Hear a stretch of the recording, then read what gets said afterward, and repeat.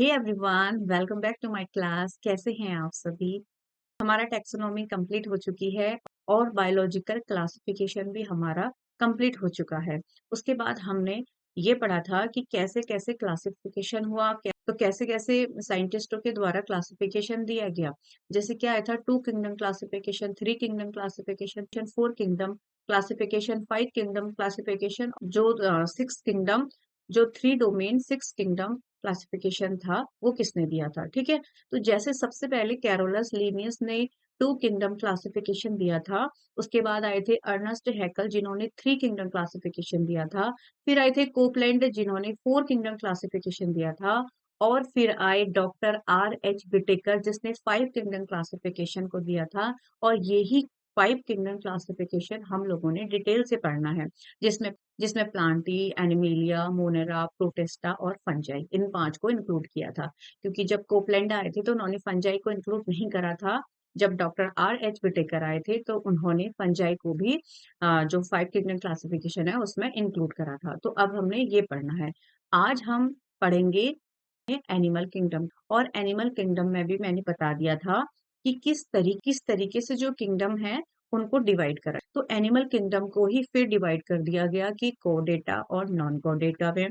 ठीक है, तो कुछ कोडेट्स हैं, कुछ नॉन कोडेट्स हैं, फिर कोडेट्स में भी कुछ। तो हमारा एनिमल क्लासिफिकेशन चल रहा था, जिसमें मैंने बताया था कि कैसे क्लासिफिकेशन हुआ, कैसे सबसे पहले कौन सा फाइलम आया, फिर कौन सा। तो जो एनिमल किंगडम है उसमें भी फिर उसको डिवाइड किया फाइलम के अकॉर्डिंग। ठीक है, तो एनिमल किंगडम में भी हमने बताया था कि कितने सारे फाइलम होते हैं और उन फाइलम को हमने एक एक करके पढ़ना है। तो हमने कहा था कि जो बायोलॉजिकल क्लासिफिकेशन है वो सबसे पहला क्लासिफिकेशन अरिस्टोटल ने ही दिया था, प्लांट्स और एनिमल्स की। ठीक है, कुछ प्लांट्स होते हैं, कुछ एनिमल्स होते हैं। प्लांट्स में तो हर्ब, श्रब्स और ट्रीज आ गई। हर्ब्स मतलब छोटे छोटे जो जड़ी बूटीज लाइक होते हैं, और श्रब्स मतलब उससे थोड़े बड़े झाड़ियां जैसी। और ट्रीज होती हैं जो पूरा बड़े पेड़ होते हैं। ठीक है, एनिमल्स को भी 2 टाइप में बांट दिया, इनेमा और अनाइमा। ठीक है, तो इनाइमा क्या होते हैं, जिसमें रेड ब्लड प्रेजेंट होता है, और अनाइमा होते हैं जिसमें रेड ब्लड प्रेजेंट नहीं होता है। ये सब मैंने प्रीवियस क्लास में डिटेल से बता दिया है, बस मैं अभी थोड़ा सा रिवाइज करवा रही हूँ। ठीक है, और उसमें मैंने ये जैसे अभी बताया था कि 2 किंगडम किसने दिया था, कैरोलस लीनियस ने दिया था, जिसमें एनिमल और प्लांटी के बारे में बात हुई थी। 3 किंगडम वो अर्नेस्ट हेकल ने दिया था, जिसमें प्लांटी, एनिमल, इन्होंने प्रोटेस्टा को इंक्लूड किया। 4 किंगडम कोपलैंड ने दिया था, जिसमें प्लांटी, एनिमेलिया, प्रोटेस्टा और मोनेरा को करा था। और 5 किंगडम क्लासिफिकेशन जो हमें पढ़ना है वो दिया था डॉक्टर R H विटेकर ने, जिसमें प्लांट, एनिमेलिया, प्रोटेस्टा, मोनेरा के साथ साथ फंजाई को भी इंक्लूड करा। यही हमने पढ़ने हैं। ठीक है, अब जो 6 किंगडम क्लासिफिकेशन कहते हैं उसको 6 किंगडम 3 डोमेन कहते हैं। जैसे ये कार्ड होस्ट ने दिया था, इसमें प्लांटी, एनिमेलिया, प्रोटेस्टा, फंजाई के साथ साथ यू बैक्टीरिया और आर्की बैक्टीरिया को भी इंक्लूड कर दिया। ठीक है, अब इसमें क्या था, जो प्लांटी, एनिमेलिया, प्रोटेस्टा और फंजाई है उसको कह दिया यूकेरियोटा। और एक होते हैं यू बैक्टीरिया, एक होते हैं आर्की बैक्टीरिया। तो ये क्या हो गए, 3 डोमेन, 1 2 3। और अगर किंगडम की बात करें तो एक तो प्लांटी, एनिमिलिया, प्रोटिस्टा, फंजाई, और एक हो गया यूबैक्टीरिया, और एक हो गया आर्की बैक्टीरिया। तो 4 और 5 और 6। ठीक है, तो 6 तो किंगडम हो गए। और अगर डोमेन की बात करें तो प्लांटी, एनिमिलिया, प्रोटिस्टा, फंजाई को एक ही ग्रुप में रखा है, जिसको यू कैरियोटा कहा है। तो यू कैरियोटा एक डोमेन हो गया, यू बैक्टीरिया दूसरा डोमेन हो गया, और आर्की बैक्टीरिया तीसरा डोमेन हो गया। अब हमने एनिमल किंगडम के बारे में क्या पढ़ा था कि उसको कितने फाइलम में डिवाइड किया है। ठीक है, इसको protozoa, porifera, cnidaria, ctenophora, platyhelminthes, nematoda, annelida, arthropoda, mollusca, echinodermata, hemichordata और कॉर्डेटा। ठीक है, अब इसमें मैंने क्या बताया था, प्रोटोजोआ, इसमें मैंने बताया था प्रोटोजोआ से लेकर जो हेमिकॉर्डेटा तक है, ये क्या है, इनमें नोटोकॉर्ड नहीं होती है, इसलिए इनको नॉन कॉर्डेटा कहते हैं। ठीक है, क्योंकि इसमें क्या होती है, नोटोकॉर्ड नहीं होती है, और कॉर्डेटा में क्या होती है, नोटोकॉर्ड प्रेजेंट होती है, इसलिए इसको कॉर्डेटा कहते हैं। मैंने ये सब आपको प्रीवियस क्लास में बता चुकी हूँ। और नोटोकॉर्ड क्या होती है, मैंने बताया था कि एक रॉड लाइक स्ट्रक्चर होती है, एम्ब्रियोनिक स्टेज में होती है। और ये जो प्रोटोजोआ से हमें कॉर्डेटा तक होते हैं उसमें ये नोटोकॉर्ड नहीं होती है। एक जैसे ये कोई भी इंडिविजुअल है एक, तो उसमें इस तरीके से एक रॉड लाइक स्ट्रक्चर होती है डॉर्सल साइड में, वो भी एम्ब्रियोनिक स्टेज में, ठीक है। इसलिए इसको क्या कहते हैं, कॉर्ड डेटा कहते हैं, क्योंकि इसमें नोटोकॉर्ड प्रेजेंट होती है। और उसके बाद भी फिर आगे चल के जब अडल्ट स्टेज में आ जाती है तो ये नोटोकॉर्ड वर्टेब्रल कॉलम में बदल जाती है, इसीलिए उनको वर्टिब्रेट्स भी कहते हैं। तो आज हमें जो पढ़ना है वो है प्रोटोजोआ, ठीक है। तो प्रोटोजोआ के बारे में पढ़ लेते हैं। प्रोटोजोआ, ये देखो माइक्रो ऑर्गेनिज्म है, ये हमें विदाउट माइक्रोस्कोप हम इसको नहीं देख पाते हैं। बहुत ही छोटे होते हैं ये, हम अपने नेकेड आई से इसको नहीं देख सकते हैं। तो जो प्रोटोजोआ होता है वो टू वर्ड्स से मिलकर बना है, प्रोटस और जोआस, ठीक है। प्रोटोस मतलब होता है फर्स्ट और जोआस मतलब होता है एनिमल, यानी इस धरती का जो फर्स्ट एनिमल है वो क्या है, प्रोटोजोआ है, ठीक है। तो अगर हम प्रोटोजोआ टर्म किसने दिया था, तो गोल्डफर्स्ट ने दिया था। और इस अगर प्रोटोजोआ की स्टडी को क्या कहते हैं आ गया, तो प्रोटोजोलॉजी आता है। और जो स्टडी करते हैं ये सब लोग, उनको कहते हैं प्रोटोजोलॉजिस्ट, ठीक है। तो ये चीजें थोड़ा सा ध्यान में रख लेना। उसके बाद प्रोटोजोआ के जनरल फीचर्स क्या होते हैं, ठीक है। सबसे पहले तो ये याद रखना है कि इसको हमने किंगडम प्रोटिस्टा में रखा है, ठीक है। किंगडम प्रोटिस्टा में रखा है। आज से कुछ साल पहले इसको एनिमल में ही रखा गया था, क्योंकि इसके बहुत से फीचर्स एनिमल से मैच करते हैं।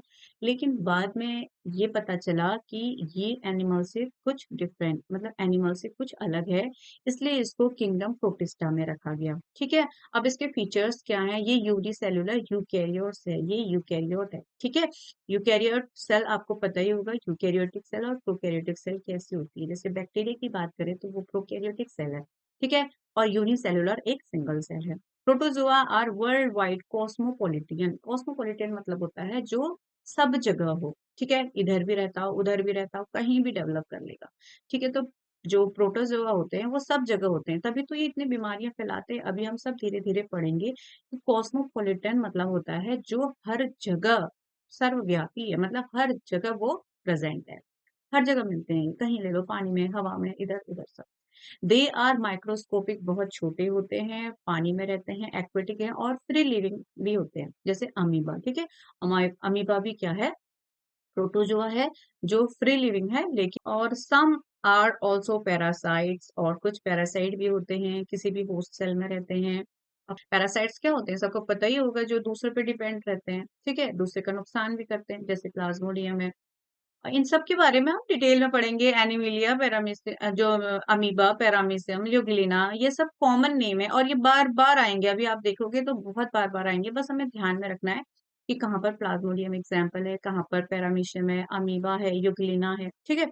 अब some protozoa are solitary and some are colonial, मतलब कि सोलिटरी मतलब होता है कि कौन सिंगल है और कौन कॉलोनीज बनाता है अपनी, ठीक है। दे आर द पॉजिटिव और सम सीरियस डिजीज, और कुछ कुछ तो इतने भयानक होते हैं कि बड़ी बड़ी बीमारियों के कारण भी बन जाते हैं, ठीक है। अब हम पढ़ेंगे दे आर मोस्टली असिमेट्रिकल। जब हमने बेसिस ऑफ क्लासिफिकेशन पढ़ा था उसमें बताया था कि कुछ सिमेट्रिकल के हिसाब से डिवाइड किया गया, कुछ असिमेट्रिक के हिसाब से, वो सब चीजें हमने पढ़ रही है, रेडियल, बायलेटरल, तो ये होते हैं असिमेट्रिकल, इनमें कोई सिमेट्री नहीं होती है, चाहे इनको कहीं से भी हम कट करके देख लें। तो ये जैसे मान लो ये अमीबा है, ठीक है। अब इसको आप यहाँ से कट करोगे तो क्या ये दोनों इक्वल पार्ट मिलेंगे आपको, यहाँ से करोगे नहीं करेंगे, ये कुछ और है, ये कुछ और है, ये कुछ और है, ये कुछ और है, तो इनकी कोई सिमेट्री नहीं होती, ठीक है।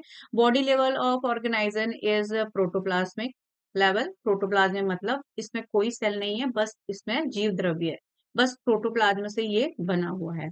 प्रोटोप्लाज्म कैन बी अनन्यूक्लिएटेड और मल्टी न्यूक्लिएटेड, और जो ये प्रोटोप्लाज्म होता है उसमें क्या होता है, एक सिंगल न्यूक्लियस भी हो सकता है और बहुत सारे न्यूक्लियस भी हो सकते हैं, ठीक है। अब सिंगल न्यूक्लियस वाली बात क्या है, किस किस में होता है, अमीबा में, एंटामीबा में, यूग्लिना में, ट्रिपनोसोमा में, लीशमानिया में, इन सब में क्या होता है, एक एक न्यूक्लियस होगा। लेकिन जब पैरामीशियम की बात आएगी तो उसमें बाय न्यूक्लिएटेड, जैसे ये कोई पैरामीशियम है, ठीक है, ये पैरामीशियम है, तो एक क्या होगा, मैक्रो, एक मैक्रो न्यूक्लियस होगा, एक माइक्रो न्यूक्लियस होगा, यानी दो न्यूक्लियस होंगे, ठीक है।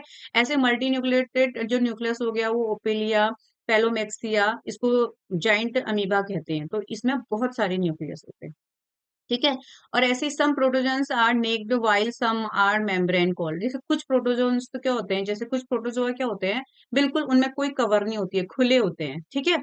और लेकिन कुछ क्या होती है, उसमें एक पतली सी मेम्ब्रेन होती है जिसको कहते हैं पेलिकल, ठीक है।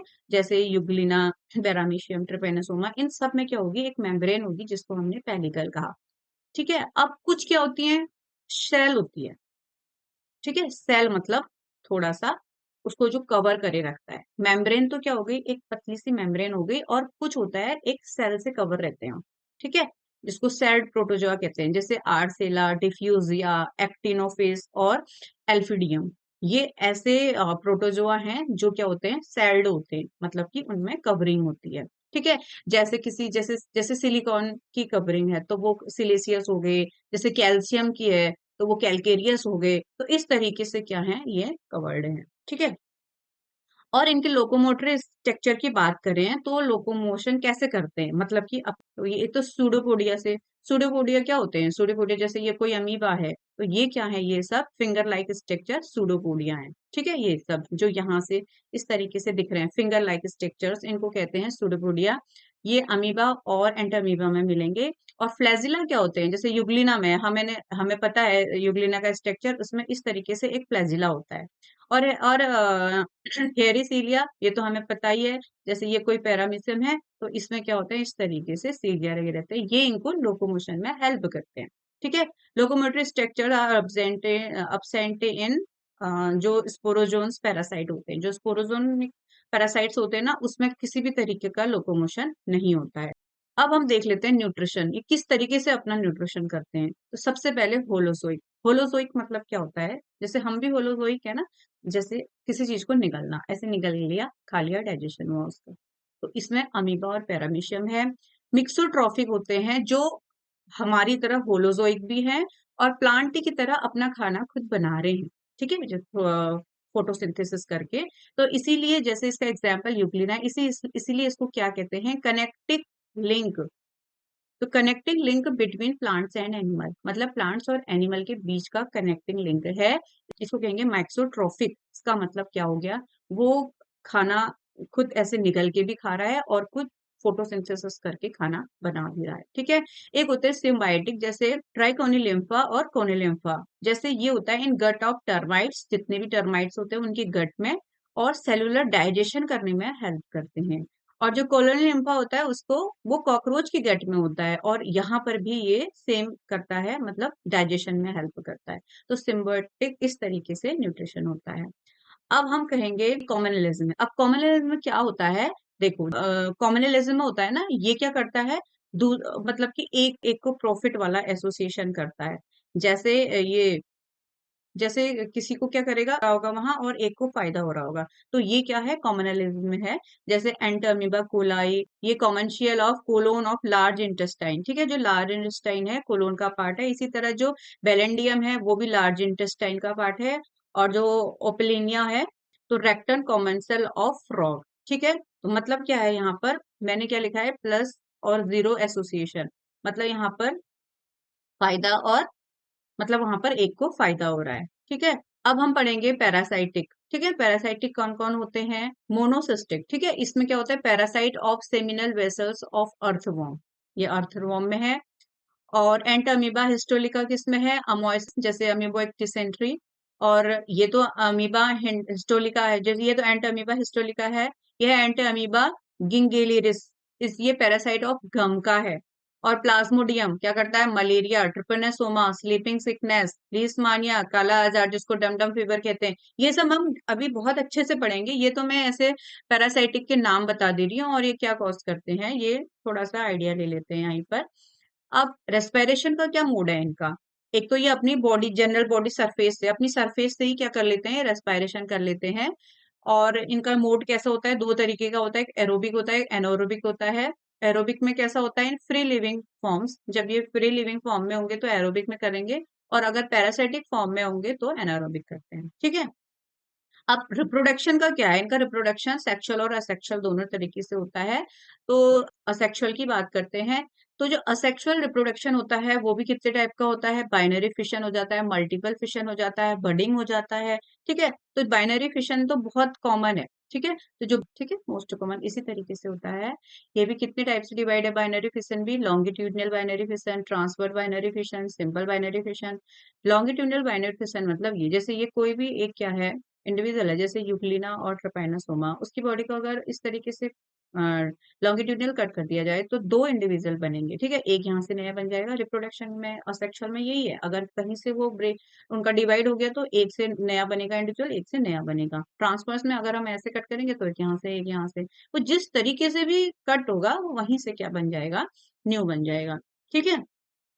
और अगर हम मल्टीपल की बात करेंगे तो प्लाज्मोडियम में, तभी प्लाज्मोडियम की बीमारियां जो मलेरिया ये सब चीज होती है बहुत ज्यादा होती है, क्योंकि बाइनरी फिशन से जो भी डिजीज होगी वो कम होगी। क्योंकि क्या हो रहा है, जैसे कोई भी युग्लिना है वो डिवाइड हो जा रहा है तो वो ओनली टू पार्ट्स में डिवाइड हो रहा है। लेकिन जो प्लाज्मोडियम का है उसका जो रिप्रोडक्शन मोड है वो है मल्टीपल फिशन।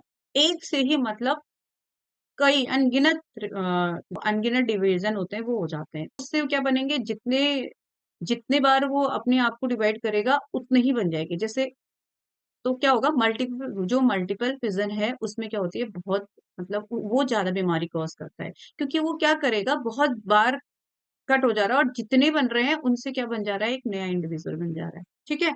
अब बडिंग क्या होगा, जैसे जो जो सेसाइल प्रोटोजोन्स होते हैं ना, जो एक ही जगह पर फिक्स रहते हैं, जैसे वॉटिसेला, इसको इसको बेल एनिमल क्यूल भी कहते हैं, क्योंकि ये बेल लाइक स्ट्रक्चर होता है। इस तरीके से उनमें ज्यादा देखी जाती है बडिंग। बडिंग मतलब जैसे ये कोई भी इंडिविजुअल है, ठीक है, उसमें क्या होगा, इस तरीके का एक बड का स्ट्रक्चर बनेगा। धीरे धीरे ये क्या बड क्या करेगा, डिवाइड करके एक लंबा अपना शेप ले लेगा और उसके बाद यहाँ से डिटैच हो जाएगा और न्यू इंडिविजुअल बन जाएंगे, ठीक है।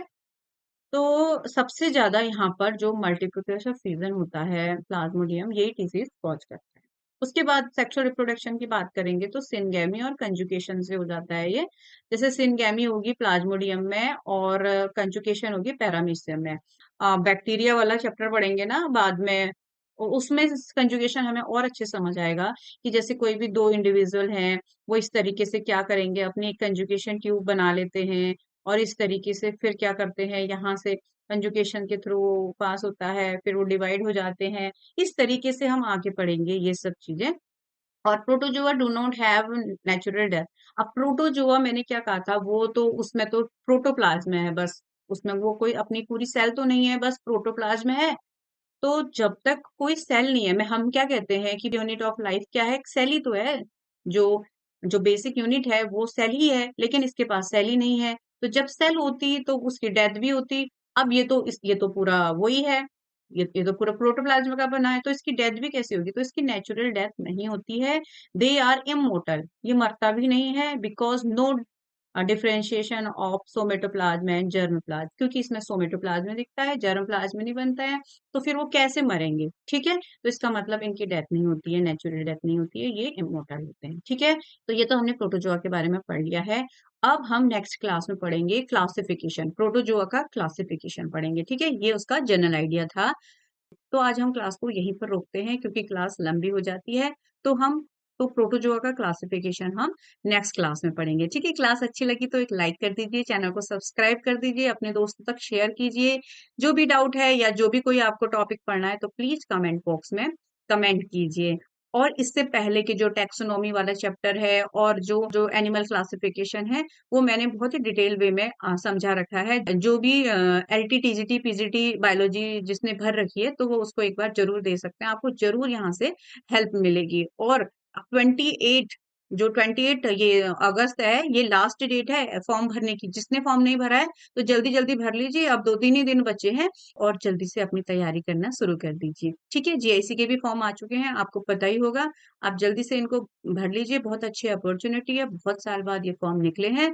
और आगे चलकर फिर पता नहीं ये कब निकलते हैं एग्जाम, तो पता नहीं एग्जाम होगा नहीं होगा, ये तो सरकारी जाने। लेकिन आप अभी फॉर्म निकले हैं तो एटलीस्ट फॉर्म तो भर दीजिए और अपनी प्रिपरेशन करते रहिए, ठीक है।